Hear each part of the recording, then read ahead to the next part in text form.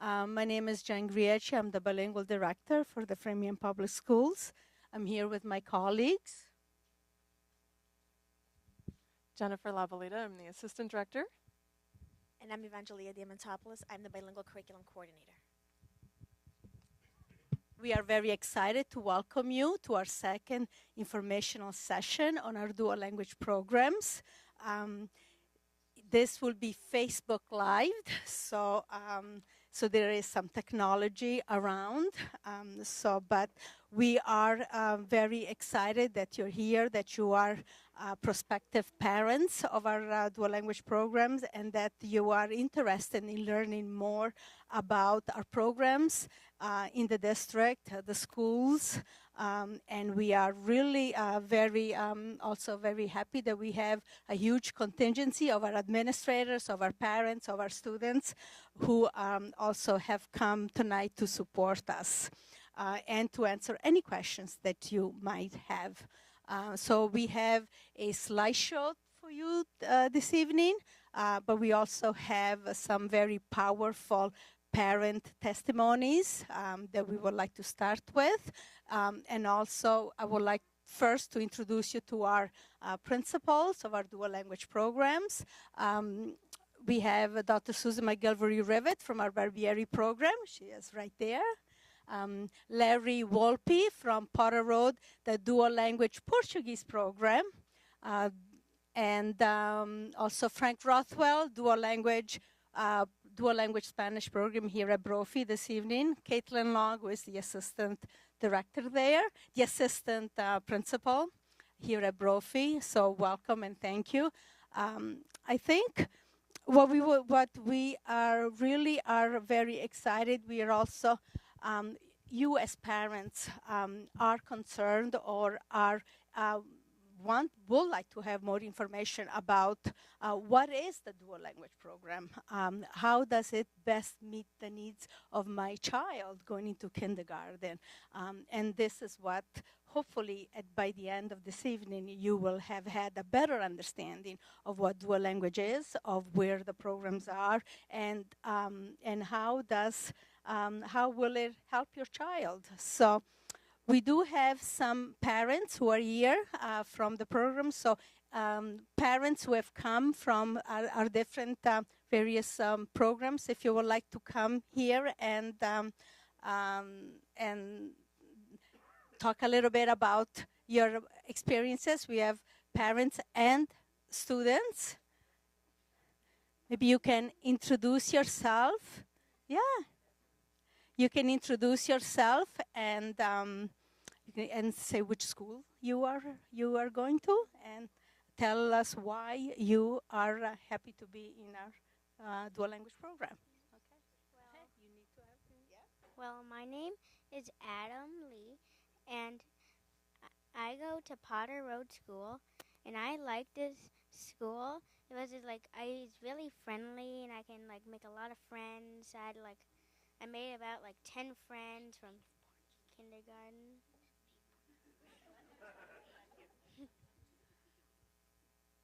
And it's I have a lot of friends and stuff. Everyone be's nice to me. Kindergarten to second grade. That's yeah. And the two-way program. When I was in kindergarten, I did English, but then on first grade, I started doing the bilingual program on Portuguese. I used to know a little bit, but now when I'm in second grade, I know a lot now. Ian? My name is Ian Colby, and I go to Potter Road, and I love the Portuguese program because I can make a lot of new friends that speak Portuguese.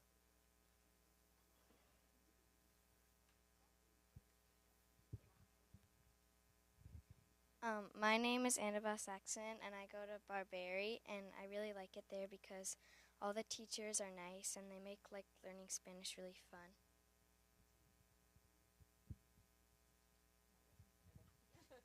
All right, so my name is Karen Saxon, and I'm Annabelle's mom. So Annabelle's in 5th grade, and we have, she has an older sister who's a freshman at the high school now. We were very excited that we got into the program, and when 10 years ago, I guess now, and I have to say, we were excited for it when we learned about it. We were excited for it when we got in, and it has done nothing but exceed our expectations. Both of the girls' experiences at Barberi have been fantastic, both socially and academically.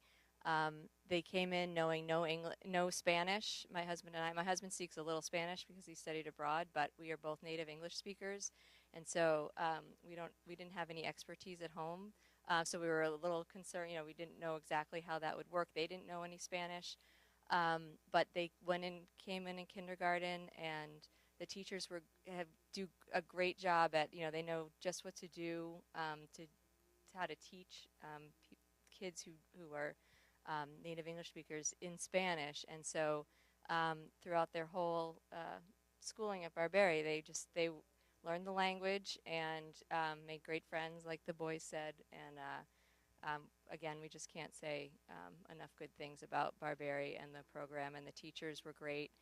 It's a great community, and again, both of my girls have made really nice social and academic strides, both in English and in Spanish. So, and I can answer questions. We can answer questions afterwards. But hi, my name is Michelle Colby. I apologize. I've been fighting a cold for a week and a half, so I've been losing my voice. So my son is Ian. We happened to be at Potter. Potter was the school that we chose in kindergarten, and midway through kindergarten, we had this opportunity kind of placed in our laps to do a dual language program in Portuguese, and we said, why not? So we took the leap of faith, and we could not be happier. Ian has made so many great friends already, only a year and a half, not even a year and a half into the program. But the teachers, the administration, they are all just absolutely wonderful. And we're really looking forward to having new families come and join and make the community even better. So again, the program is just starting, so we're only in year 2, but it's going to continue to grow, and we want those positive families to come join us and help. Again, academically, socially, making such great progress. One of the reasons why I chose, because oftentimes people say to me, well, why Portuguese, okay, instead of Spanish? I get that question a lot. And, I mean, if you look at brain research, learning a second language, no matter what it is, just makes the brain smarter. So why wouldn't you want your child's brain to get smarter? And I also think, too, learning Portuguese, it just opens the door to also possibly learning Spanish later, or French, or Italian. Obviously, all the Romance languages have so much in common. And I'll never forget coming out of Market Basket about a month ago, there was a Spanish couple, and Ian whispered to me, I know what they're saying. So, and then I found out that a lot of Portuguese speakers actually can understand Spanish, but it doesn't always work the vice versa. So those are some of the reasons I give when people say, why Portuguese instead of Spanish? And I know that might be a question that some of you may have.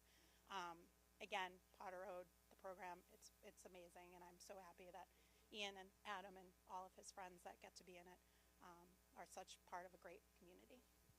And I got to meet this wonderful lady. And I met this wonderful lady. So I'm Adam's mom, and I'm also in the Potter Road.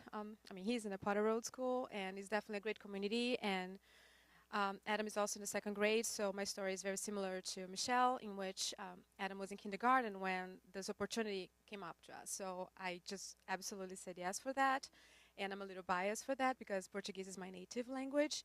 And I said, that would be fantastic if my son can learn that so he can speak with his family and the friends that we have in Brazil.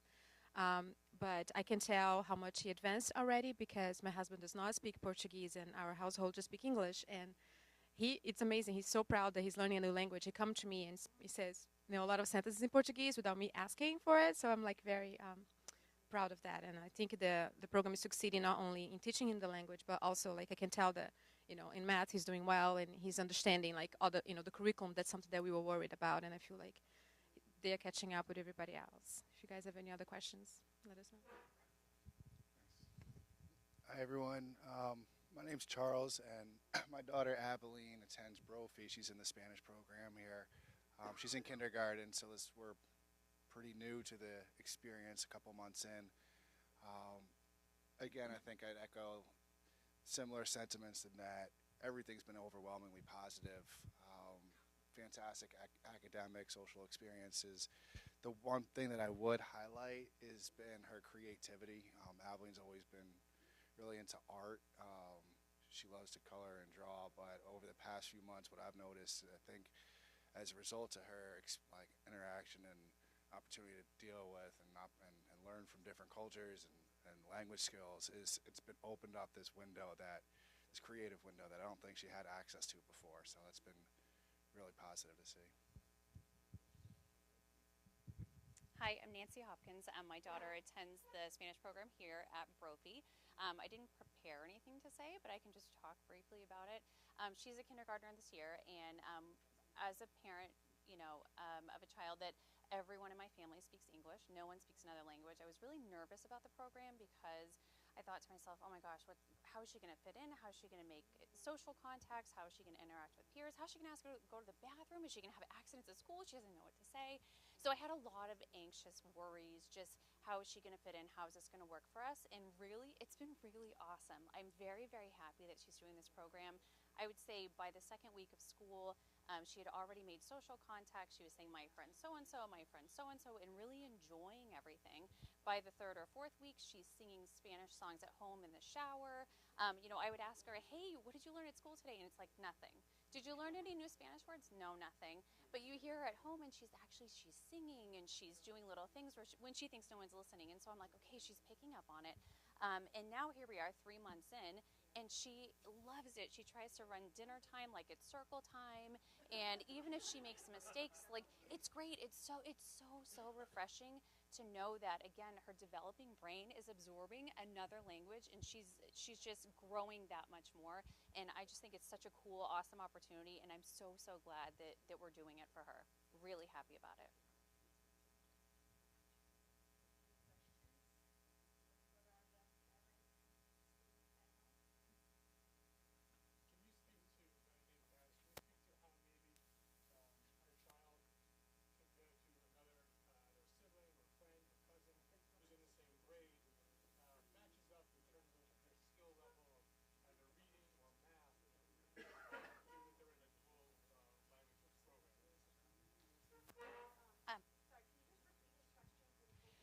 Sure, I'm sorry, I have the microphone. The question was, can any of us speak as a comparison of a peer who's, a friend or a cousin or something that's the same grade academically, and how they are in comparison to the children who are in this program? Does that sum it up? I don't have so much a peer to say, oh, hey, her cousin is doing this and she's doing this. As a parent coming into this program, I had heard things about oh, hey, they're going to be behind when reading English, and they're not going to catch up to like third grade, and that's totally fine because they'll eventually catch up. I don't experience that.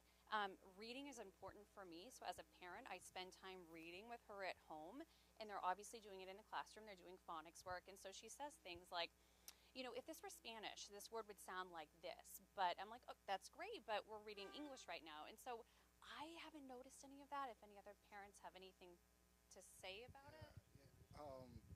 It's actually something my wife reminded me to talk to you guys about on the way here, fortunately. Yeah, so my daughter, we read to her a lot. She enjoys books. We like practice our ABCs before we got to kindergarten. She knows them pretty well. I mean, she's at the point now where she's like looking down the road and sees a sign or something and starts to spell it out like audibly. She didn't have that skill 3 months ago. She's writing words. They're not spelled correctly, but they're spelled phonetically. And I mean, for 3 months into a program, I can't imagine that there's any sort of lag resulting from exposure to the other language. My name's Laura Martin. This is my kindergartner, Aria, who begged me to come tonight. So she'll answer any questions you have. But along the lines of what he's saying, I was a complete skeptic. I was very nervous. Everyone here knows how nervous I was about this program. And the same things are happening with Aria right now. She is starting to read. It's amazing to me what happens during this time, and we're only in January, and it's very subtle, and it's but it's the same kind of subtleties that a normal everyday kindergartner goes through. So I'm noticing the signs, she's looking at the words. So I I'm no longer a skeptic. I think it's amazing, and I really believe what they say, how the brain is manipulated to learn these two languages and also learn the basics of kindergartner at the same time, and it's really working and very interesting how it's happening. Is there any other questions about that, or so? Because I think your kids are kindergartens, right? Yeah. So just talk about like older kids. I think maybe she can say something else as well. Like I do have to say, my summer kid started the dual language in first grade, so he kind of already knew the ABCs, and he knew a couple, to read a little bit. And I saw that there's a little bit of setback on the spelling in English, because I think his focus now is in Portuguese because of the higher percentage that he's learning. But at the same time, I feel like now he knows equal both of them. So I'm not that worried because it's equal for both. So I do feel like maybe English a little behind on the spelling because it sounds so different. Like I mean, I'm biased to say, but in Brazil, like in Portuguese, like the sound you write what you hear. In English, it's very different. And even for me, after I moved here, I had to do a pronunciation course because in English you have like 20 sounds of vowels, right? So it's very much more complicated. In Portuguese is much easier, and he caught up on that. Kind of speak also as the veteran, having a current high schooler and fifth grader. We heard similar things when we came in, saying reading in English might be delayed, but like everyone else has said, as long as we read to them and they read at home in their native language, I haven't seen any differences in their academic skills. And again, I don't know exactly, compared to peers. We don't really, I don't know what other, kids' grades are, but I actually am an elementary educator. So I kind of can follow the track of K to 5, and I didn't see really anything that they were behind in. One thing that my older daughter was a little behind in was the spelling, like you mentioned, and that was the one thing I thought, oh, maybe it's because she was learning Spanish at first, but Annabelle here is a better speller than her sister, so now I'm thinking it was just her. So it might not even have been that. But all throughout their academic career so far, I haven't seen any setbacks or anything that they're behind in because they started learning reading and writing and math and everything in science and Spanish. So, other questions? I want to thank all of our. Oh, we are. Okay. The only other thing that hasn't been talked about, because I also am a very big proponent of the program, and my son called and is in kindergarten at Brophy this year in the Spanish program. The only other thing that I have noticed is his development of empathy for language learning. So he's talking a lot about, well, there's people that are fluent in Spanish. He's not using that word. They help us when we're trying to understand what's going on, and then when we're talking in English, we help them about helping them understand what's going on. So there's sort of a two-way, which is perfect since that's what the program is called, in terms of helping one another and developing the empathy, which for me was really important. The diversity of the class and where the students were coming from and the languages they speak, that was almost just as important to me as the language alone.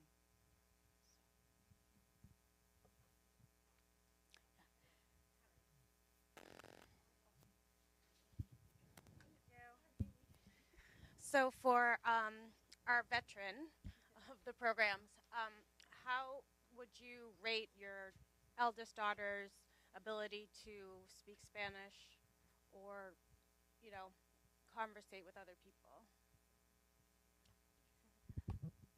So I can't be the best judge of it since I'm not a Spanish speaker. And she doesn't speak a lot when she's at home, or she doesn't speak with her friends like around. But when there are Spanish people around, we hosted a conversational assistant for a little while. The beginning of last year, we went to Spain this summer, and so in the few times that I have heard them speak, they blow me away.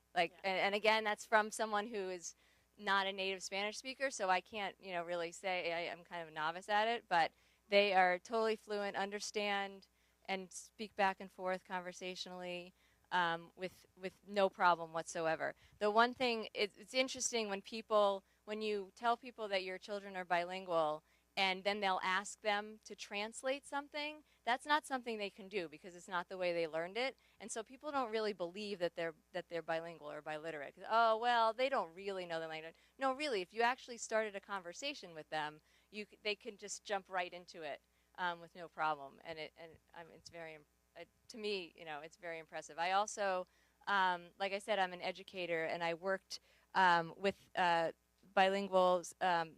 A bilingual person who we were looking at starting a two-way program, and I had shown him some of the writing of my older daughter, and this was when she was in 7th grade, and he kind of looked at it and was very impressed with it as well. And again, just everything was, all the tenses were right, and it was just like, he would say that it was written like a native Spanish speaker wrote it. It wasn't like a translation, like she wrote it in English and then she translated it into Spanish. It was truly, she was thinking it in Spanish and she could just write it in Spanish. And I have one more question for the newer parents. Did you experience any type of pushback from your kids specifically because they were going to a bilingual program, or did they just not know any better? I mean, I'll specifically say no, there was absolutely no pushback. I will say that I didn't give my child a choice. I know that sounds really awful. I didn't say, hey, do you want to learn another language? I said, hey, guess what you get to do? You're going to learn Spanish. And she was like, wow, that sounds cool. So no, I never got any pushback, but I never gave my 5-year-old a choice. I didn't, as a parent, I decided that I want her to be bilingual, and I think that's a decision I made for her. And that's what I wanted for her. So no, I didn't give it as an option. I never got pushback from it. No concerns on her part about why is it not in English? She loves it. So if anyone else has anything?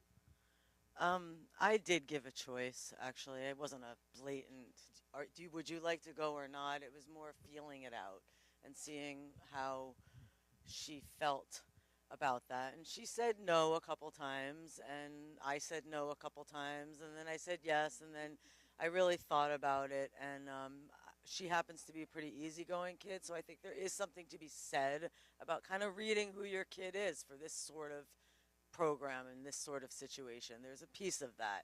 But eventually I just bit the bullet, did it, and it's amazing what I'm seeing. So I do want to, there's a lot of positive. I do want to share that it wasn't a perfectly easy transition. So my son is a young 5-year-old, so his birthday was August 27th, so he just turned 5. So I was worried about starting him in kindergarten anyway, and then with the added layer of the two-way program. And admittedly, the first month, he came home exhausted at night, and it was a meltdown every night for a month. And that was really hard to watch, but turns out I'm talking to other kindergarten parents, and that happens if it's an English program or a two-way program. I didn't know. I'm a new kindergarten parent. But I do think he was trying so hard to keep it together during the day, and it was a lot of transition and a lot of not understanding what was going on. So it was a hard first month, but he totally adapted, and he's fully on board at this point, and there's no more meltdowns.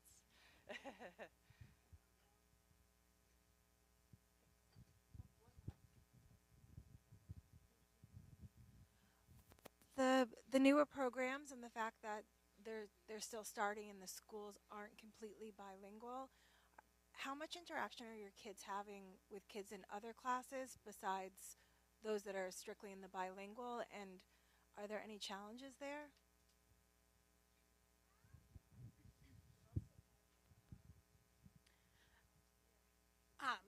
I can actually speak to that pretty well because of the situation that we were in. So because at Potter, the kindergarteners, when they were in kindergarten, they were all together. There wasn't the dual language program yet. So that was a big concern of mine because he had made such good friends. So the way that it works, at least in Potter, and I can't speak to Brophy, the kids are still split up differently for specials. So even if the kids are in the dual language program, they'd still go to gym, to art, to music, to library, mixed up. So he has the ability to see his friends then. During lunch and recess, they all have lunch and recess together. It's not that the dual language program hasn't like lunch or recess separate. So there's actually a lot of opportunities through the day for the interaction of students that are not in the program with students that are. Yeah.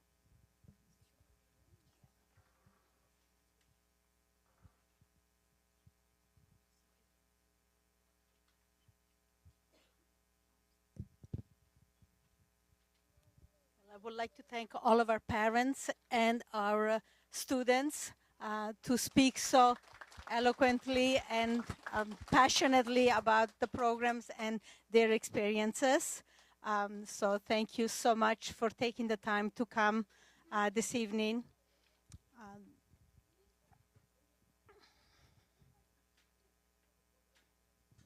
So our agenda tonight will look like this. We have we want to talk to you about what is dual language, what is the definition of dual language, what are the goals of a dual language program, and benefits of our programs.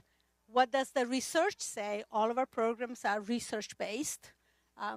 What programs does Framingham Public School offer? And what are some resources that you can access and where? And then, of course, there's lots of questions. We also have some of our teachers, and in a little bit, you will also hear from them. All right, so welcome again. So what is dual language? So dual language programs have 3 different goals. They want to foster bilingualism, and it's not in just speaking and listening, but in reading and writing, all domains of language. Biliteracy, and enhanced awareness of linguistic and cultural diversity, right? Our kids, as you heard our families talk, Framingham is so diverse. We have over 70 different languages spoken in our schools. So by being in our bilingual programs, there's more than just Spanish speakers and English speakers or Portuguese speakers. We have Arabic speakers in our programs, Haitian Creole speakers. We have so many different languages. So one of the benefits of being in the program is being in classrooms with students that really reflect the diversity that Framingham has. Dual language is an additive form of education, and what that means is, unlike some programs where if a student is coming that speaks Arabic and then they're in an all-English classroom, we're not supporting their continuing development of their native languages. But in our Spanish and English and our Portuguese and English programs, every child is adding a language to their repertoire, right? No one is losing their language. So Portuguese speakers are continuing to learn English and continuing to develop their Portuguese at high academic levels. Some people ask us, what about parents at home? Well, even if parents speak a variety of different languages, I have a 4.5-year-old. How do you teach your kid to read and write at a high academic language, even if you speak those languages? That's very challenging, right? So the programs offer the ability for all groups of students to maintain the language that they're coming with, stay on grade level, and then add another language. And then all of our dual language programs, one of the requirements of a dual language program is that you use English and then the partner language, which for us is Portuguese and Spanish, at least 50% of the day. So we'll talk about the 4 elementary school choices and what the percentages of English and Spanish or Portuguese that they use so that you can learn a little bit more. And all of our programs, as some of the parents have said, our Barbary program has been running for many, many years, so it's already K-5. It goes to Walsh, it goes to the high school. Brophy, Wilson, and Potter are newer, so they will also continue extending all the way through the middle and high school. We're already in plans, even though the kids are in 1st and 2nd grade now. So our district commitment is to support students all the way through 12th grade. Okay, and then you can see the 3 pillars of dual language that are that bilingualism and biliteracy, high academic achievement. You heard our parents. Our expectation is that we're teaching all students, regardless of language, the district curriculum and standards so that they're meeting what you expect a child graduating from Framingham schools to know, and they're also becoming bilingual. And then the 3rd is the sociocultural competence, that piece that kids are in diverse classrooms, they're learning about other cultures, they're making new friends. It's not just learning how to say some words in another language, it's really learning about that culture.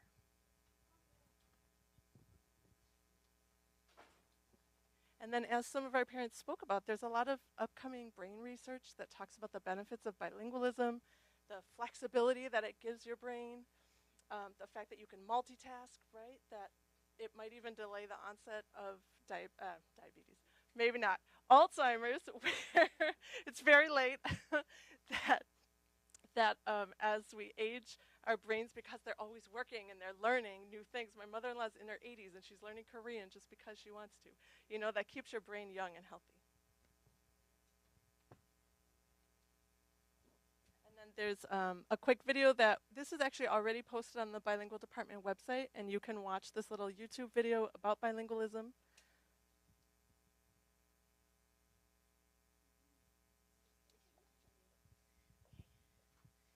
So there are many advantages for Portuguese or Spanish native speakers and students identified as English learners. And the first thing, our programs are all research-based, and we find that students have an increased sense of pride and self-esteem. And at schools, students are models of proficiency of either Portuguese or Spanish, depending on the program, for students learning the language. And at home, it really creates lots of cross-cultural positive attitudes. We have some teachers here today who are going to tell us about their experiences in the classroom. And first, we have Bethel Hunty, who's going to our English language development and English as an additional language teacher. Hi, welcome everyone. So I teach here at Brophy. I've been working in Framingham for about 20 years, and I've been a bilingual teacher, ESL teacher, classroom teacher, and now I have the privilege of teaching English language development in the two-way program for kindergarten and first grade. And last year was our first year here at Brophy. And now I'm able to loop with the kindergarten students who started last year into first grade. And those of you who asked, do they learn to read as quickly in English? I was blown away at the start of this year, like when last year it was all in Spanish. And they come to my room for their English lesson and they're reading the objectives, they're reading the print on the wall. And I was like, oh my goodness, no one's taught you to read in English. They're just transferring those skills. So it is amazing to see, and I feel like it's a gift to offer your children if it seems like the right fit for them. So, yeah. So the advantages for native English speakers are that they, sorry, yes, we didn't want to miss some of this Facebook opportunity. So the advantages for native English speakers is that they also achieve at the same rate compared to students who are proficient in Portuguese and Spanish. They develop a very positive attitude about language and other cultural backgrounds, and attitudes about their own heritage, their own language and cultural background. I think one parent said it perfectly when she said that students develop empathy too for others. We have a few more teachers who are going to guide us. A kindergarten teacher in our dual language program here at Brophy, who's going to talk about her experiences in student learning. Hi. Okay. So I'm Carla Loja, I'm from Spain, and I taught kindergarten in Spain for 6 years, and I came here, and that's my first year teaching here in Brophy, and I teach with Ruthie, and I'm super happy to be here. I've been learning a lot from the kids and from the system. I love the community, the kids, all the teachers, and it's been super, like, really different from what I did there, because here I have students that speak English and others that are speaking Spanish, and they learn a lot from each other. Like, the interactions are awesome, and sometimes we're like, wow, they are understanding each other, and one is talking in English and the other one in Spanish, which is, like, incredible. And yeah, you can keep going. I'm Ruthie Helwig. I am the other kindergarten two-way and the two-way program teacher, and I've been teaching at Brophy maybe 6 years, something like that. But this is my first year teaching in Spanish in the two-way program, and I have to say, I love it. I love teaching the two-way program. I love being able to see the growth, see kids learning the language, watching. You did. I was very apprehensive, but I'm just amazed. I'm amazed at watching how The Spanish speakers can be so influential and important in the classroom and helping be supportive to the English speakers, and the English speakers just interacting and getting along and working together side by side. It's just beautiful to watch, really. And they are just learning so much. And we get to do so many fun things. Like we really focus on vocabulary, building vocabulary. It's really important. So we do a lot of that, and we do it through song and games and play and music and a lot of repetition. And we try to make it fun because they just learn more when they're having fun. They don't even realize they're doing it. Yeah, they're doing great. Kids are doing great, both the English speakers, Spanish speakers, and it's been really lovely. So I'll pass it on. Well, I'm Marta Garcia. I'm a special educator here in Brophy for the two-way program. And I have to, well, I work with these two awesome teachers in kindergarten and in first grade too. So it's been like very impressive to see how kids that maybe needs just a little bit more help to access to the curriculum, they do it properly, even if it's in Spanish or in English. If they are English native speakers, they can access to the curriculum in Spanish, even with my help. If I do the instruction in Spanish, they don't have any problem with that. So it's awesome to see how they can just get it, even if it's in a different language, because of the way that we work in kindergarten, first grade. It's everything like Ruthie said before, a lot of repetition, songs. It's a lot of fun. So they even they don't notice that they are learning, and they are doing it even in another language. So it's awesome to see how they do the progress without notice it. I'm from Spain too. Thank you, ladies. Thank you. Are there any questions for the teachers?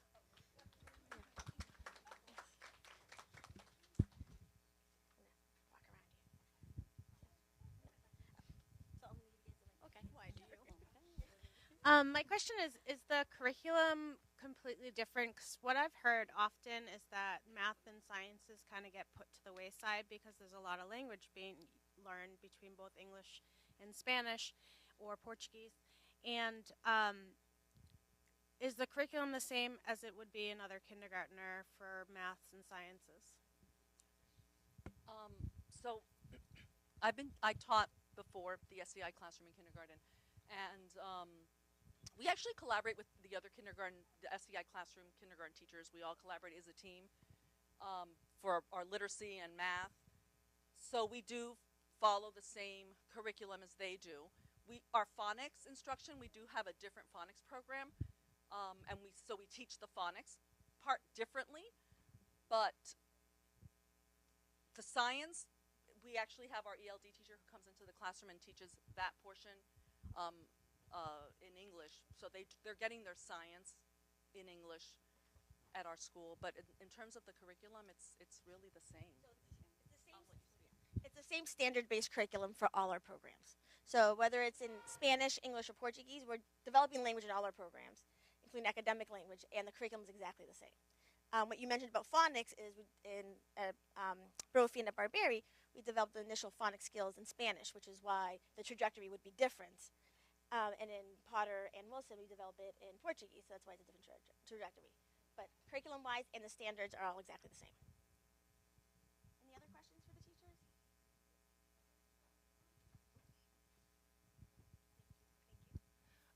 For families who don't speak another language at home, like Spanish or Portuguese, how hard is it to help them with the homework?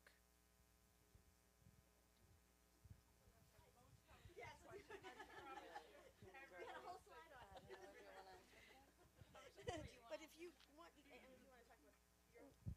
So now we haven't been giving homework yet, but we do have like a ABC. So we've been helping the families to help them to read and to understand what we are doing, like sharing the vocabulary that we've been working on, and a lot of things. And like Ruthie and myself, we are close to the families and helping them like on everything. So, and it's actually easy because they are learning a lot, and I've been talking with families that are in my class, and they are doing an awesome job. So even the kids are teaching the parents, which is really nice. Or like every day we share our morning messages, and they can read that to the parents so that the parents know. Also, we are sending books as well. We will be sending books, and yeah, I don't know if you want to add something else. I mean, one difference is we're not going to send you a story for you to read to them. We wouldn't do that, but we might send home leveled readers. So books that they might be able to read in Spanish to you. You may not be able to help them, but they're getting the practice, they're getting into the habit, the routine of sitting and reading together at night. That's really important.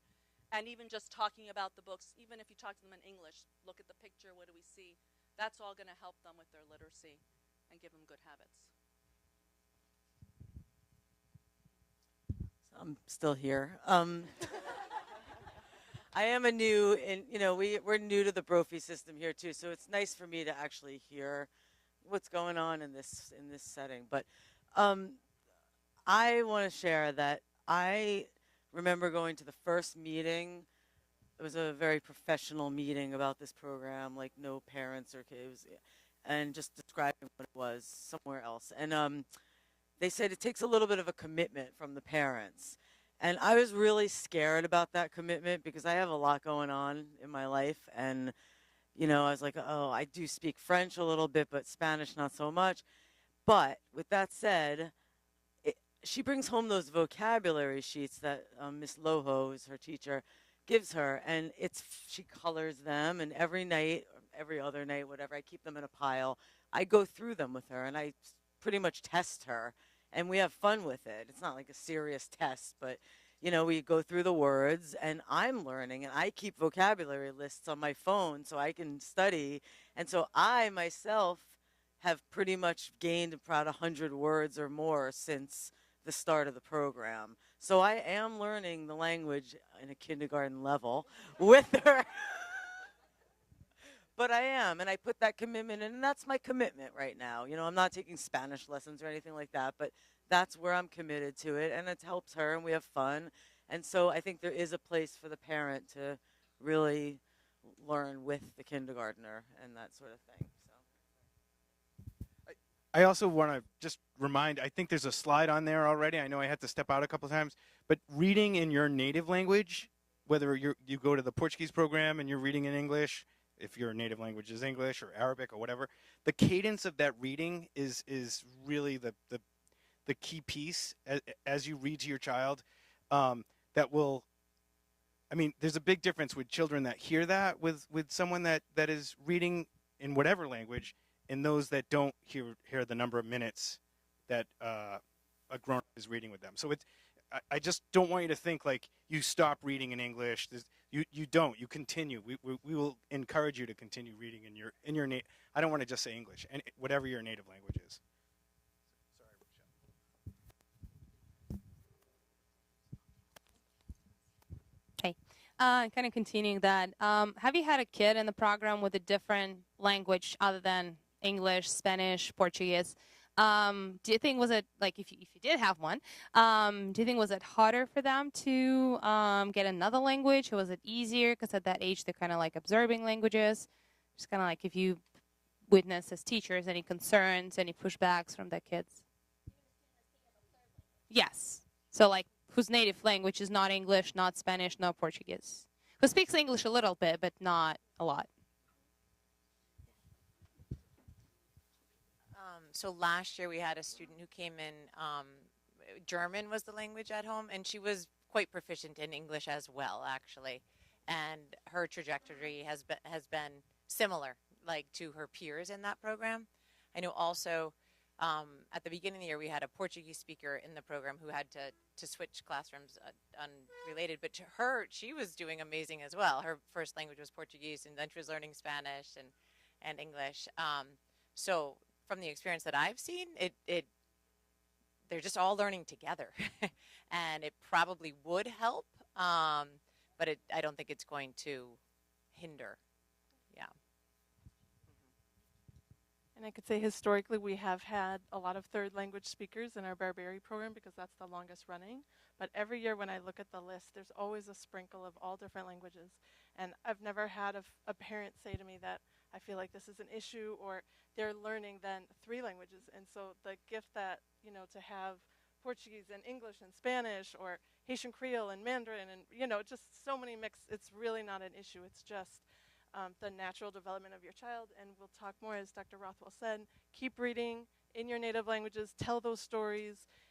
All of this literacy and all of this knowledge, no matter what language your child learns it in, transfers, right? You learn about plants once, it doesn't matter what language you learned about it in, you give me some new vocabulary and now I can express that in a different language. So we're really encouraging all families to consider this option. Just have a question. How hard it can be the two-way program for the kids who already have speech problem? Because it's going to be a little bit hard for them to speak both if they already have a speech problem.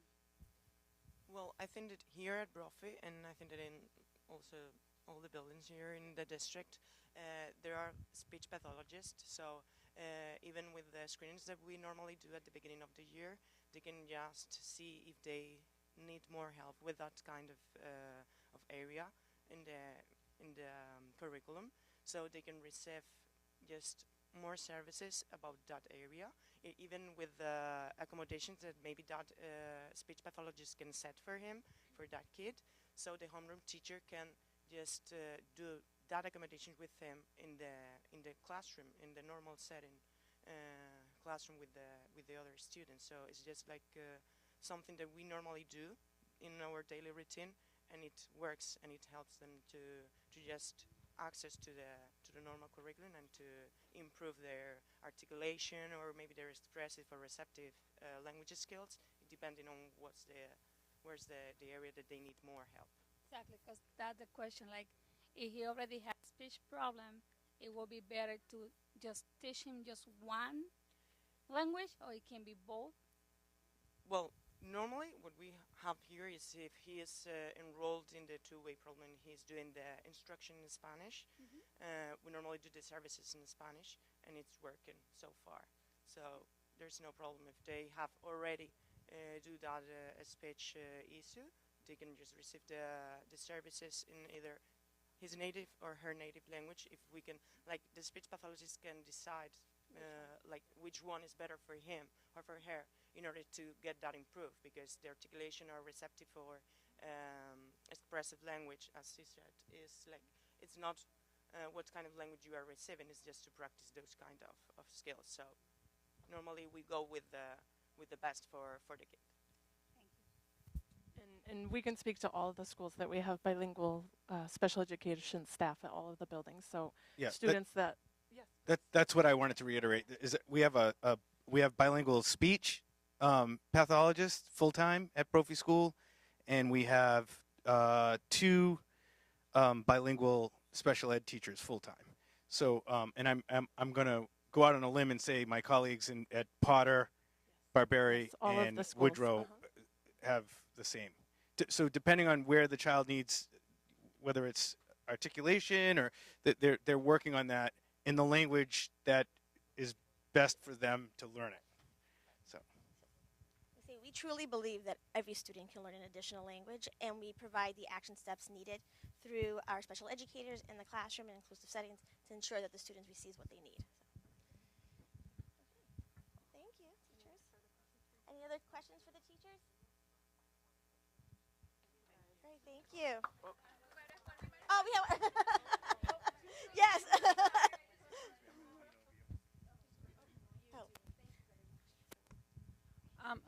I'm sure it says it somewhere, but do people get to put their first choice of which location they would want? Like, how does that work, or is that totally? We are going, can I just pause on that for a few more minutes and we will get to that. I promise, it's a slide.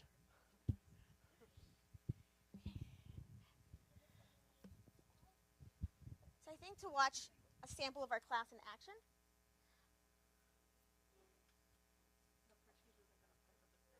Oh, okay.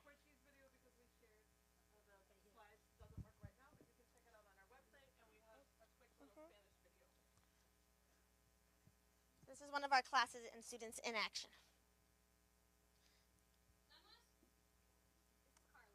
Yes. She's a star. Do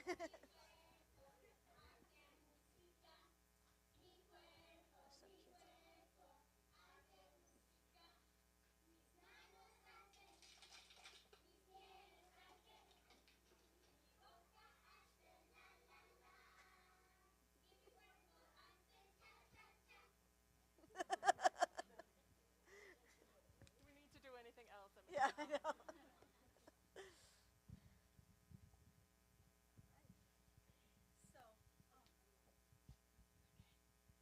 So where are our Framingham Public School language programs? In Spanish, as you have heard, we have all of Barbieri Elementary School, that is K through 5. At Brophy, we have kindergarten, grade 1, and next year we will also have grade 2. For Portuguese, Potter Road Elementary next year will be fully K1, 2, and 3. And at Wilson Elementary, it will be also K1 and 2. It is important to note that Brophy, Potter, and Wilson will be strands within a school. So half of the school will be dual language, and half of the school will be what we call general education classes. The program in Spanish, yes? Yes, we are going to add a grade every year at Brophy, and we're already planning for when the program gets to Fuller Middle School. By that time, it will be a brand new school, and it will be wonderful. And we're also in the planning stages with Cameron Middle School. The program from Wilson and Potter Road will feed into Cameron at the middle school, and the program here at Brophy will feed into Fuller, as is the normal feeding patterns. Yeah, okay. Right. Right. Yeah, we'll update this and we will put it on the website. Our Spanish program at the middle school currently is at Walsh because Barbieri feeds into Walsh at grade 6, 7, and 8. And the middle school Spanish program will also be at Fuller. So there will be all 3 middle schools will have a dual language program: Spanish at Fuller and Walsh, and Portuguese at Cameron. Framingham High School presently has the two-way program in grades 9 through 12. And the plan is that by 2026, we will also have the Portuguese program at the high school. So we are committed, the superintendent is committed, the district is committed, the community and the school committee are committed to building these programs and investing in the future of these programs along with your help.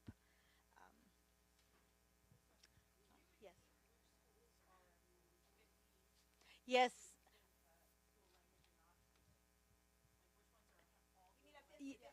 No. She means, so Barbieri, all of the classrooms at Barbieri are in the dual language program. Right. So if you choose Barbieri, you're choosing dual language no matter what.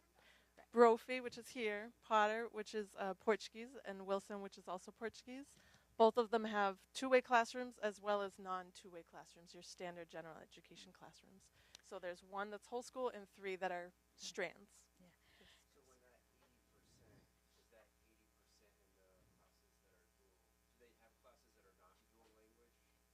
In Brophy, for example, yes. And those classrooms are entirely in English, and likewise. Go ahead.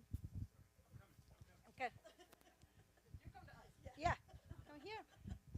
I think it was a little confusing because we said 2 classes are there's 2 two-way classes and 2 SEI classes, and then you guys showed the slide that said 50-50, right. Yeah, and it's a little confusing. Yeah. So the two-way classes at Brophy School follow the same language instruction model that the two-way classes at Barbieri do, that the two-way classes in the Portuguese, where our percentages are the same given the grades, which they're going to cover now.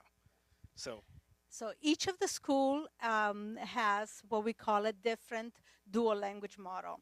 So at Barbieri, if you're looking at the slide right here, at K and 1, 80% of a child's day is learning in Spanish, and 20% of a child's day is learning in English. At grade 2, that drops to 70-30. So 70% of the day is spent in Spanish and 30% of the day is spent in English. And on the English side, what constitutes English language instruction is English language development. The specials are all in English. And of course, all of the social language, the students and how they're interacting with their peers is also in English. At grades 3, 4, and 5, all of the programs are what we will call in a 50-50 model, 50% in English and 50% in Spanish. This is Barbieri. At Brophy, our dual language classes will start at 80%. At K, 80% in Spanish, 20% in English.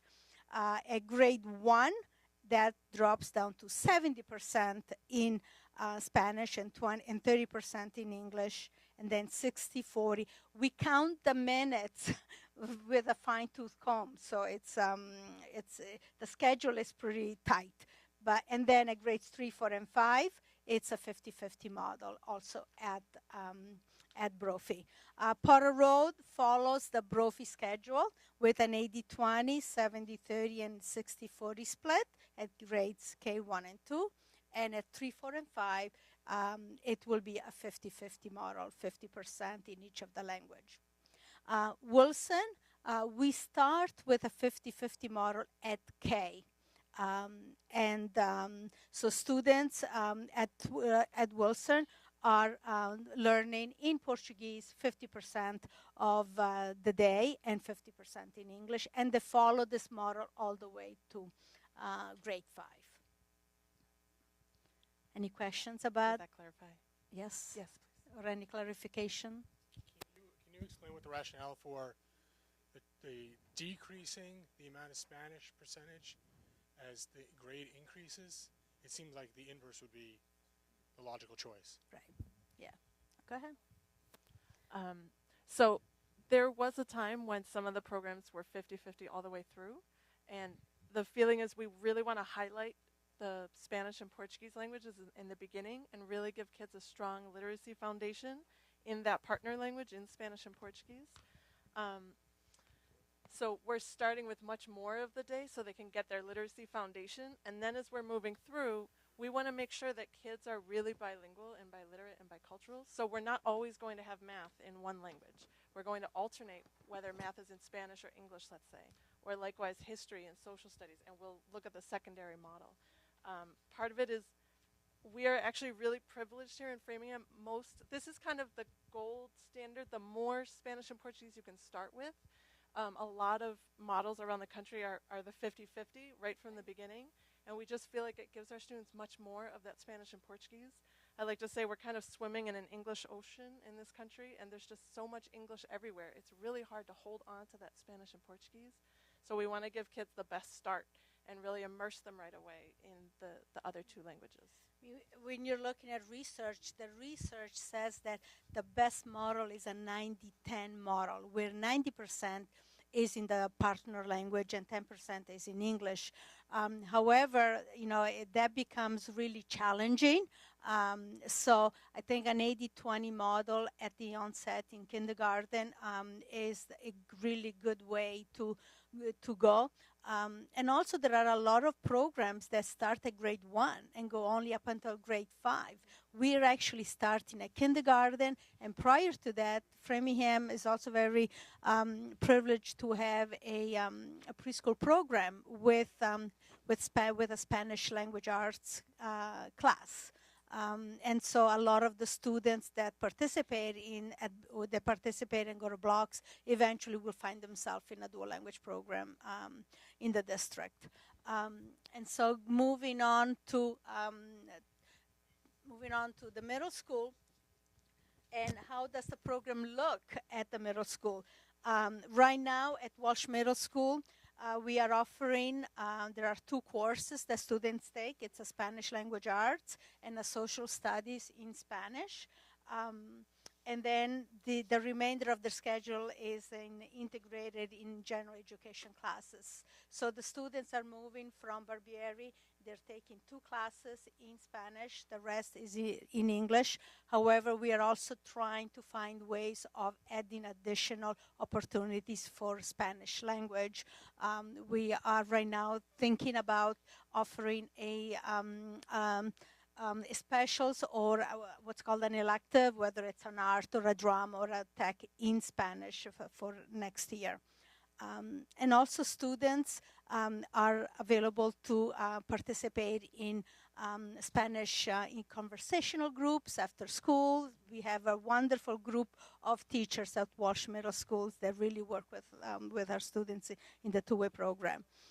When students go to Framingham High School, they have different pathways. They can choose the Spanish language and literature pathway. There's also honors level Spanish language and literature classes.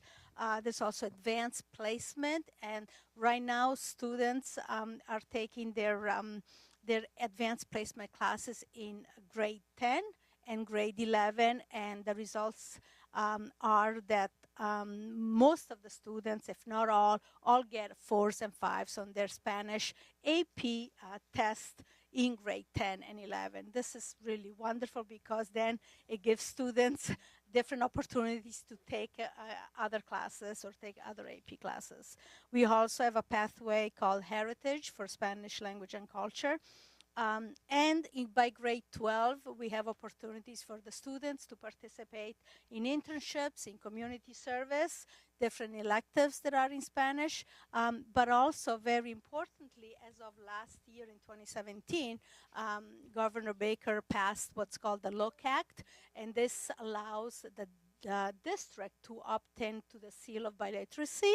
So the Seal of Biliteracy is an insignia on a student's diploma that's awarded in grade 12, provided that the student has met the eligibility criteria for both English and a partner language. Tomorrow night, there's going to be a meeting at the Framingham Public Library, 6:30 to 8.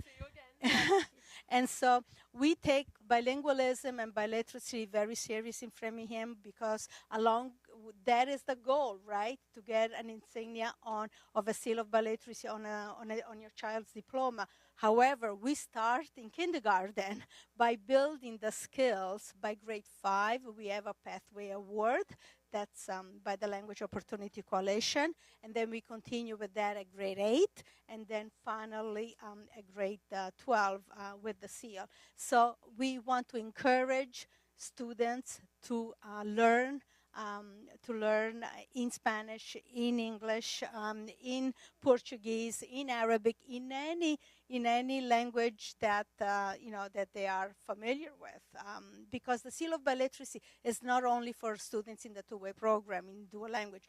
The Seal of Biliteracy is for all students in the district and in the and in the state. Last year we awarded 310 certificates, just so you know. So it's a huge undertaking. So there were some earlier slides, and you can see links on our website about international and national data about dual language programs and the efficacy of the programs.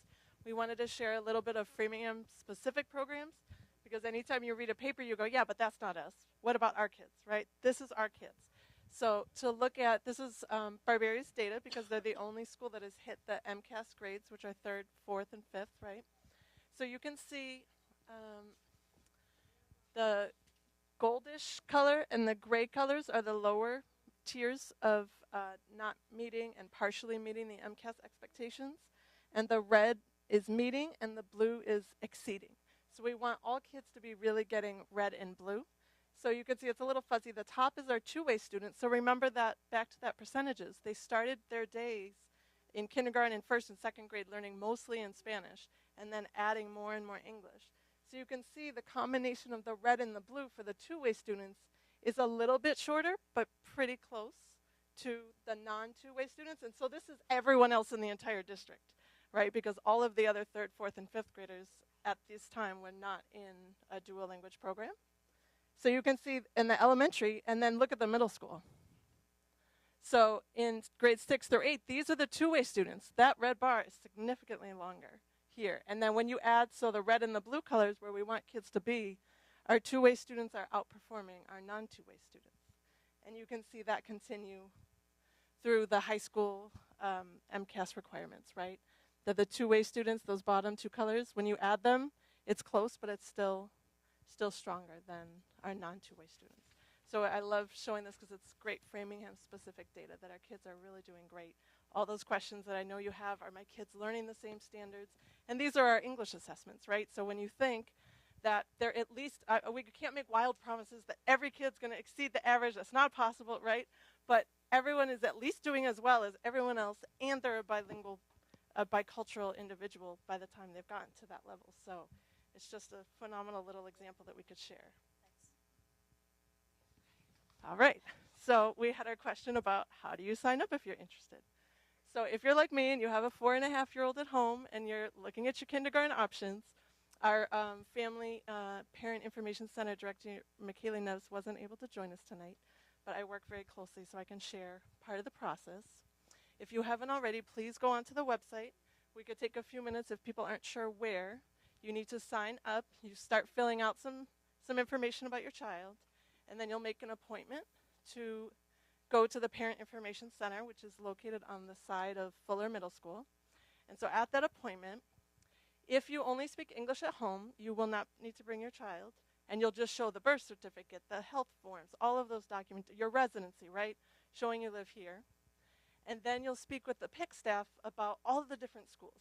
You'll have your individual time to really ask all these questions. Where do I live? What school do I like? Do I have a sibling in a school already? I already have a son at this school. My other son is going to go with him, right? Check, we're done. Or there are 9 schools. It feels like college. I know people get really stressed and there's so much going on. There are tours that you can go on in March. There, visit all the schools. I would highly encourage that. Get a feel. So at that individual appointment, you'll be able to talk with the Parent Information Center staff, learn about buses, learn about all of these things. And then as you go through this process, by April, there's a deadline for when all of your stuff has to be in.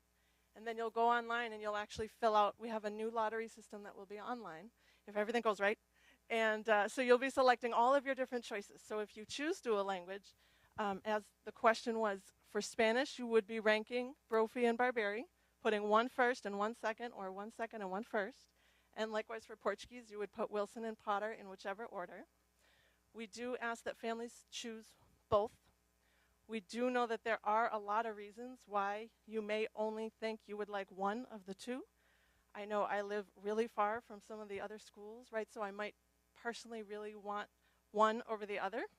I can't, even though I work with McKaylee, because it's so different every single year, I can't give you a percentage chance. Parents are calling me, women that are thinking about having children, people that have 3-year-olds. I'm telling you, they're calling the office going, if I move here, what's my percent chance? If I knew, I would tell you, and I can't promise my own kid gets in either.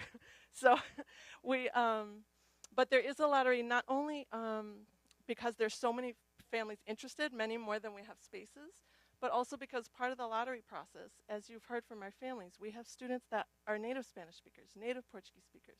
We have students that only speak English at home, and then we have students that are already bilingual or multilingual in a variety of languages.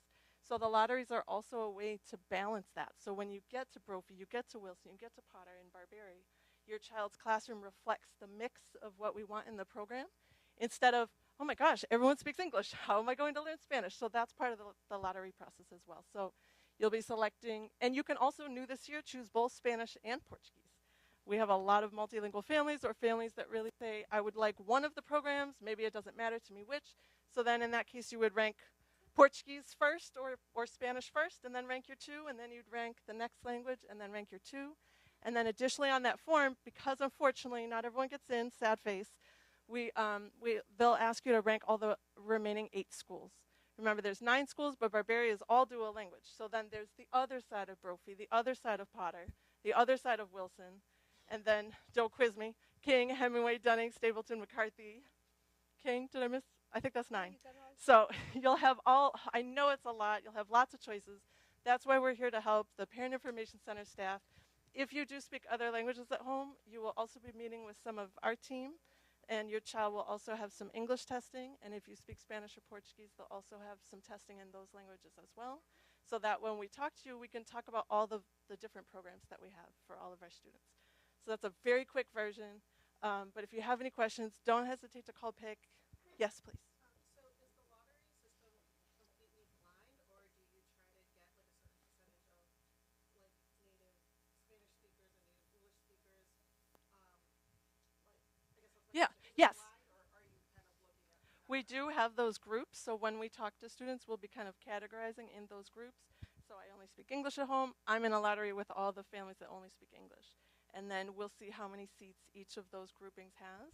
And then there are also, I mean, we don't want to get into too much detail tonight, but there are also wait lists. So for families that don't get in, there are wait lists for all of kindergarten and all of first grade. So you have 2 full years to get that phone call, depending on where you are on that wait list and depending if families have left. There's often families, they might register their child thinking they might want to move or thinking they may have to move in a couple months, but they want to make sure they have that seat. And then in August, they go, oh, we actually are going to Minnesota now. So then the next name gets the phone call. So there's a whole system that PIC has worked out. Yes.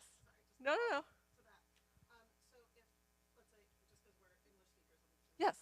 So I heard you say like English speakers are kind of in the pool with other English speakers. Uh-huh. So like, do you guys have like a percentage for? Yeah, so our balance is a third, a third, a third. So we're looking for a third of native English speakers, a third of native Spanish and Portuguese speakers, and then a third of bilingual students. So there are times where we have wait lists in all of those groups, and there's other times it just depends on interest, right? That one of the groups, everyone fits, right? Maybe, I don't know, figure there's, I don't know, just making up numbers. There's 100 seats and there's 90 people and they all get in, right? Or there could be 100 seats and 200 people. But maybe in one group has a wait list, another group may not. It's just kind of the luck of the draw, because siblings always are guaranteed connected to that same school. So siblings always go first, and then all of our dual language lotteries occur, and then all of those other schools. So if you don't get your dual language choice, you'll continue in your lottery process until you receive a school. I think she was next, and then, yeah. Okay. No, go ahead. Oh. Yes. So for the siblings, she asked, what about siblings? The siblings have to be, for this year, right now, a current kindergartner through 4th grader, because that means your child will be at the school with their incoming kindergartner. So unfortunately, if your child's in 5th grade right now and they'll be moving on to middle school, they're not going to connect your incoming kindergarten to that school. But kids in the other grades will. Yes, please.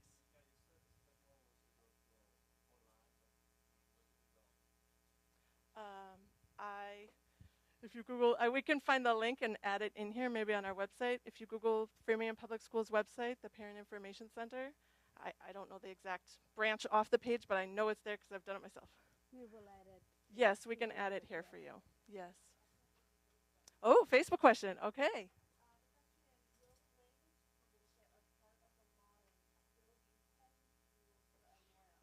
So the question was about homeschool districts. So Barbaria is the one school in the district, because the whole thing is a choice for dual language, that there's not a homeschool, meaning there's no address that's connected to Barbaria as a school. However, for Potter, Brophy, and Wilson, all of us, based on our address in Framingham, and I know I've seen it on the Parent Information Center, you can type in your address and it'll tell you what your home school is. So for my personal example, Brophy is my home school. So if I chose Brophy, it gives me a slight edge to get into Brophy. So the order goes, siblings go first, and then if there's homeschool for the 3 schools that have the homeschool, in the lottery for that school, they get a slight edge, and then we're picking the names of families that don't have siblings and aren't in that home district for that school. Does that, I know it's kind of a lot. Does that, okay. Yes. So the kids that are currently in blocks, yes. Do they, I don't want to say automatically, but are they moved kind of ahead of the line for Marbury? So the question was about blocks. We do have 2 Spanish immersion classes there. Unfortunately, there's not a direct connection. Depending on how long the students have been in the class, When we screen, they may screen as more bilingual than other students. So depending on kind of the category, right? Because some of the students are Spanish speakers at home and some are not, some are English speakers. So it really depends when you make that appointment. But it's not a direct, I'm going to block, so now I'm definitely in, unfortunately. But it does pique a lot of people's interest at continuing the program. Mm-hmm. Okay. Yes. So there's the appointments that are now in December and January. Generally, people are not coming with their children. We're scheduling testing appointments starting in February, March, and April. So there are the options. Some families decide they want to split up the 2 appointments. So I could come now and show my documents and then bring my child in February. If you make an appointment in February and March, you'll be talking about combining. So I would go with the registrar, show all my paperwork. My child would go with the language assessment staff and do the testing. And then you would talk about it all at one time. One more thing that I'll add too is it doesn't matter when your appointment is. There's no, oh, I made my appointment in December, so I'm going to get it, and you made yours in March, and you're not going to get it. I promise we wait until the very last day. Someone always asks, right? We wait until the last day. I believe April 8th is the deadline for all the documents. And then we wait another week or 2. And so PIC will be calling you if you're missing your documents. We want to make sure everyone's in there, and then we do the lotteries afterwards. So there's no, it doesn't matter when your appointment is. We're going to get you all in. Okay? Yes. So for bilingual families, we're required by law to screen their English proficiency to see if they'll need English language development support.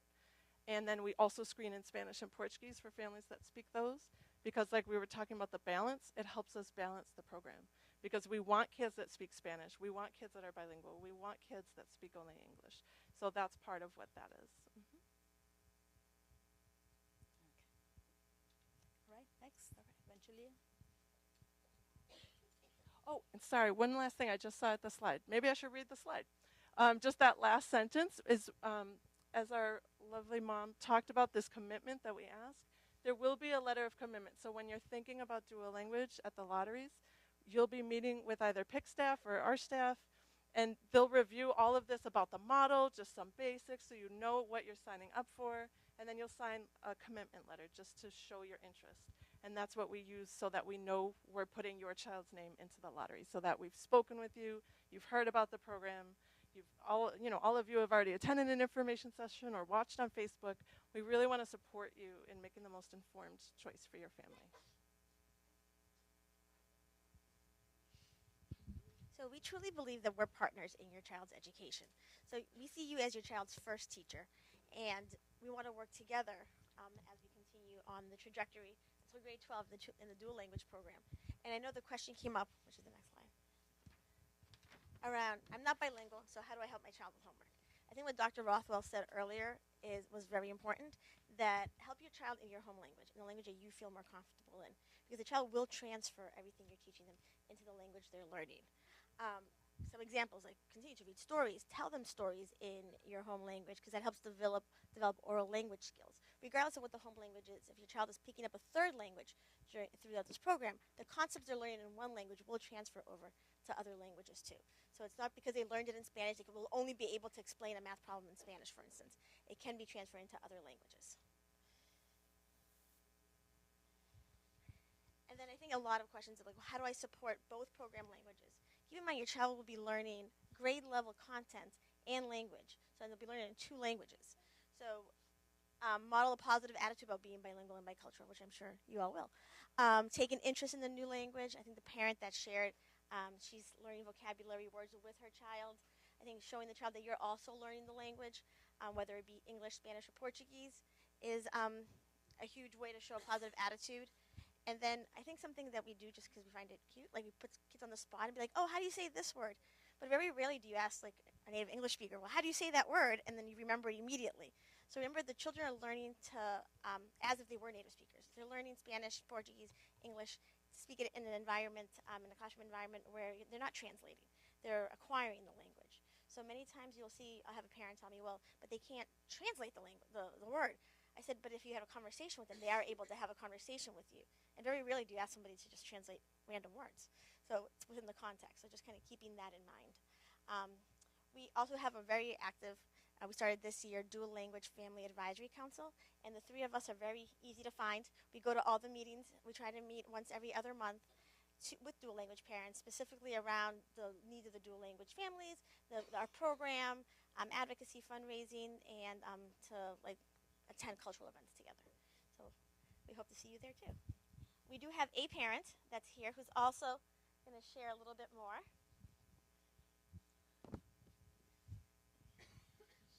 Hello. I have 4 children.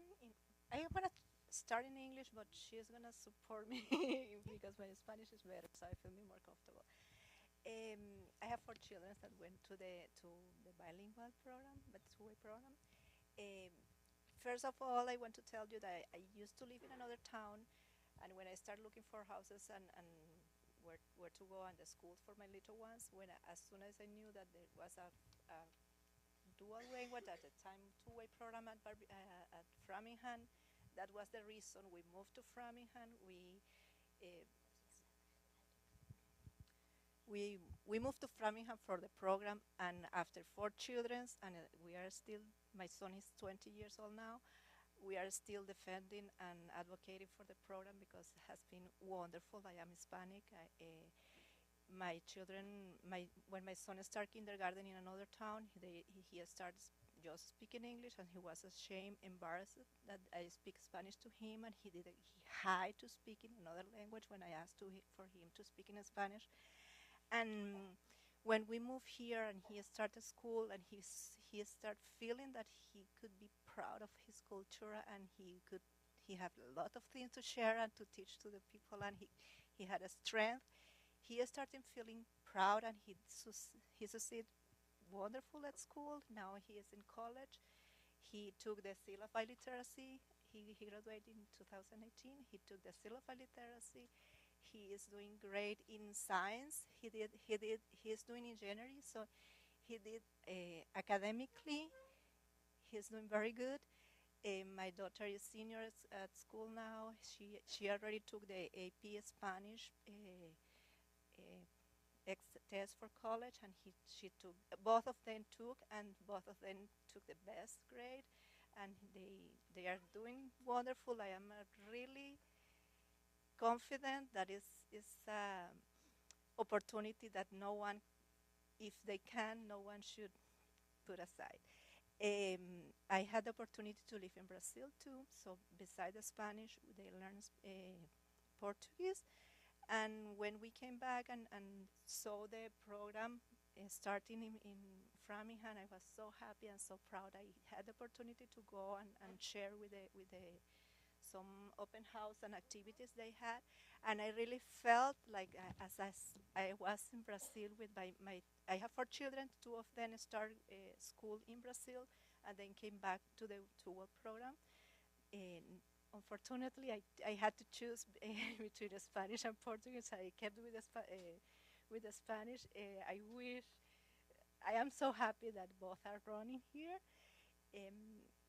I really recommend both of them. I have parents here that have been with us for the long way, and it's an opportunity, even for the English-speaking families.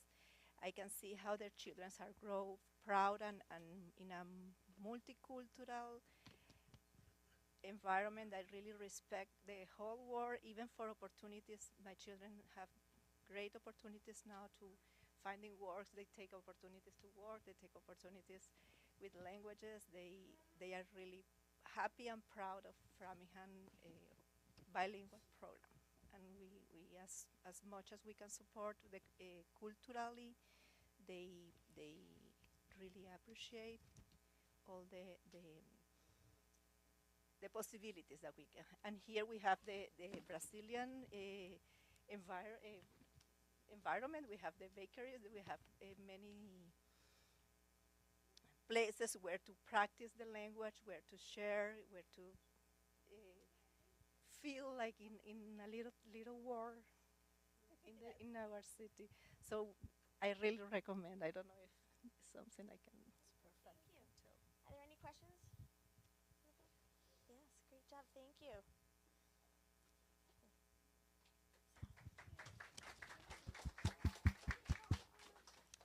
So here's the word again. It's commitment. And we are as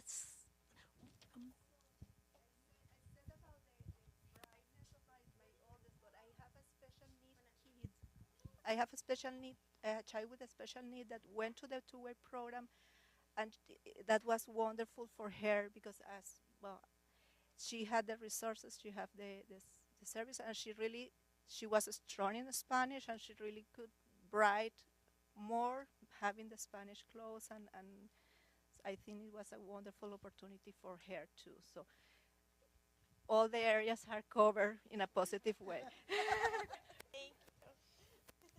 so what is that commitment? So that commitment is a long-term commitment in the sense that it does take a long time to learn a language, and your children are developing literacy in two languages. So all of our research shows that conversationally, it takes 2 to 3 years to learn another language, and it takes 5 to 7 years to learn their academic language. And you saw from the data from our own programs, from our own students, that data shows exactly what the research is supposed to show. So you need to remember and celebrate that your child is learning grade level standards-based district curriculum content in two languages. And so that's where the commitment comes through.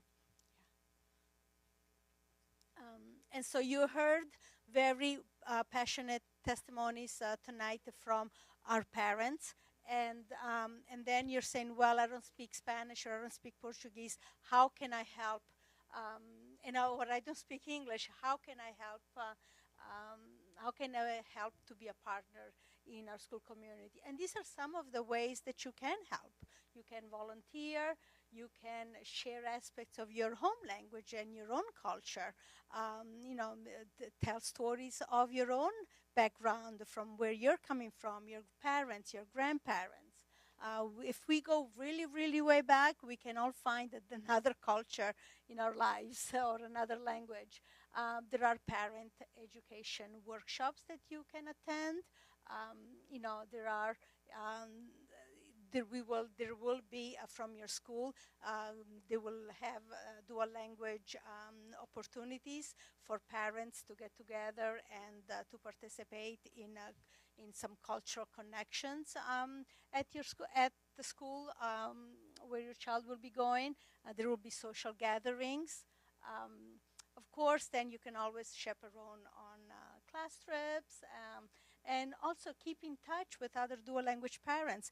We have just started, as Evangelia was saying, a dual language parent advisory group. We do have a Facebook page. We also have a group on Facebook. So please seek us out and join and to learn all about the wonderful things that are happening around the dual language programs in our district. So here are some resources that you've probably taken a lot of information tonight and said, okay, well, how can I, and it takes time. That's why we have done this information session, one in November, one in December, for you to think about sort of whether this is the right program for your child. And so there are resources on our webpage. Please feel free to go and seek. These are all hyperlinks. And so hopefully that you will learn more about the programs. Tonight we did have interpreters, and I did want to ask and thank them for being so kind. They're Alice there in the back. She's hard at work, and and Gabriela as well for Spanish. The presentation is translated, and it is on our website. We also have frequently asked questions that you, in the 3 different languages that you saw on your way in. Please take a copy, and please do your homework, because please do your homework, and we are always available to answer questions. Our office is at Perini, but we are, in all over the schools. Please feel free to call us, and if there are questions for for Dr. Rothwell, who is the principal of the school and has been so kind in opening up his school on a school night and has been present here. We have our ELD coach, all of our teachers, our parents. So we are here to help, and to support you in making, the best decision that you can. Any questions? There's also a kindergarten expo, which will also all be at again. So if you want to have a little more time with us, you're welcome. I believe it's January 13th. I don't want to say the wrong date. All right, I got it right. A lot of stuff to memorize. So we'll also be able to speak to you. There's also school tours starting in March. And remember, you'll be meeting directly with someone at the Parent Information Center. And of course, you can go to the website, click on our face, and get our emails, and we will be talking. And all of our principals, of course. And all of this information will be on our website. And Framingham Public Schools, go under bilingual, SEI, dual language. Yes. And hopefully it will be helpful.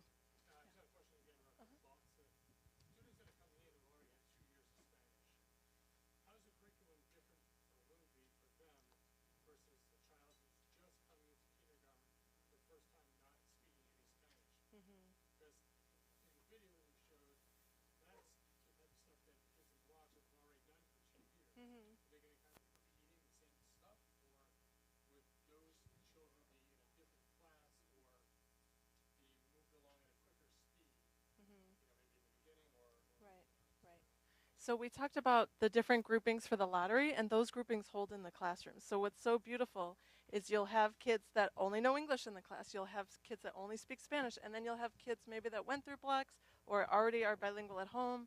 So what's great is our teachers that presented, and all of our dual language teachers, we do a lot of professional development and support.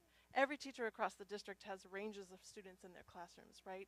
So it's a special model that we're not watering down the curriculum for any child. We're looking to accelerate those that already speak some Spanish while also integrating the students that are just learning Spanish for the first time, and of course Portuguese. So it's really beautiful that as the program develops, as you heard, all the kids are learning from each other and supporting each other. And that's why, like we had Ms. Delahunty here, we have also English time to support everyone, right? So that the English speakers have a little bit of their day where they're feeling confident. Our Spanish speakers, our Portuguese speakers are also learning English skills, so that we're all moving and progressing together. But that's the role of the classroom teacher that we support, so they can feel confident in differentiating. Yes, please.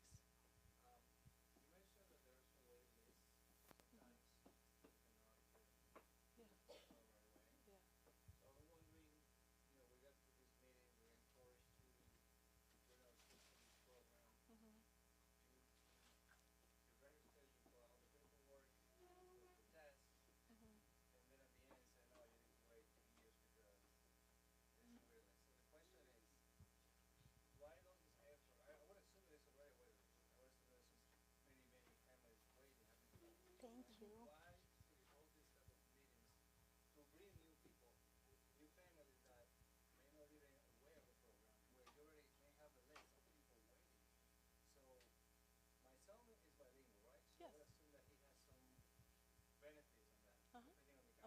Yeah.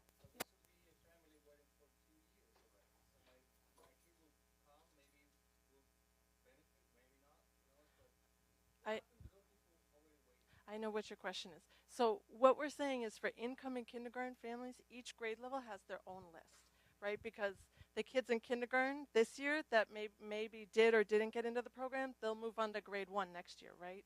So I'm assuming many of the families here have kids that are coming into next year's kindergarten. So you'll all be in the lotteries for the kindergarten seats. So each wait list is unique for each year. And then, like I know today, like, oh, a spot opened up, and we'll be calling the grade level of where the spot opens up. So all the lists are separate.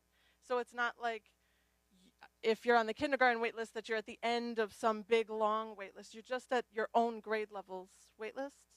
And we do find, as much as obviously we're here to tell you about our dual language choices, and we've added so many programs over the last couple of years that we really want to make sure the whole community is aware.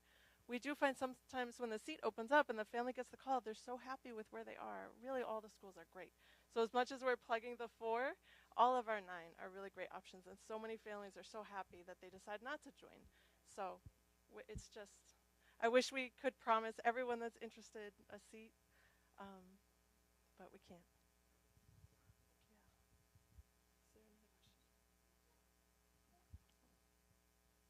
Any other questions? Well, thank you so much. We appreciate. Oh, yes.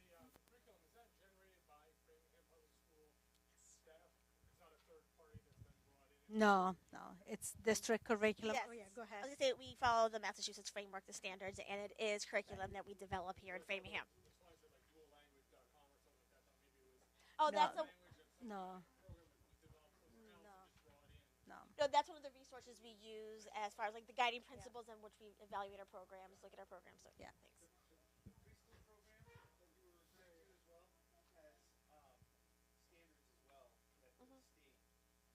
Yes, and we also work with the preschool in development of their curriculum. We work with all the schools.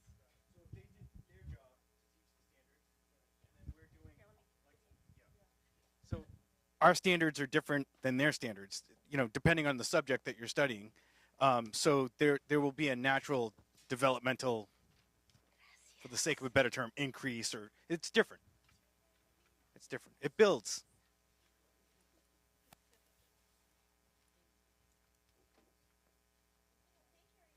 Thank you, everybody. Thank you so much.